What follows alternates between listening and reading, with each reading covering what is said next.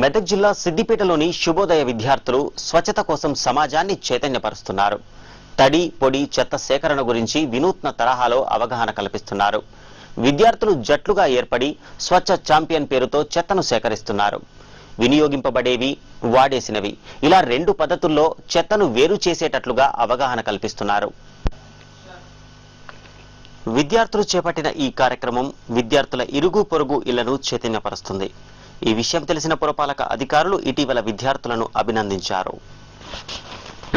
ప్రతి మెంబర్ని మా municipal website లో పెడతాం. మేమైతే లాస్ట్ సెప్టెంబర్ అయిపోయింది కాబట్టి అక్టోబర్ మంత్ లోపల మీరు మున్సిపాలిటీ వెబ్సైట్ కనుక చూసినట్లయితే స్కూల్స్ లెవెల్లో ఉన్నటువంటి స్వచ్ఛ ఛాంపియన్స్ ఎవరంటే శుభోదయ విద్యాలయం విద్యార్థులు అని చెప్పేసి మీరందరూ కూడా పాస్పోర్ట్ సైజ్ కూడా ఫోటోస్ ఇవ్వండి.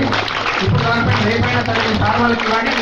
మీ బయోడేటా ఇచ్చేసేస్తే మిమ్మల్ని అందరినీ కూడా ఒక నెల రోజులు స్వచ్ఛ ఛాంపియన్స్ గా గుర్తించేసి మున్సిపల్ వెబ్సైట్ లో అప్లోడ్ చేపిస్తాం. ఒకటి.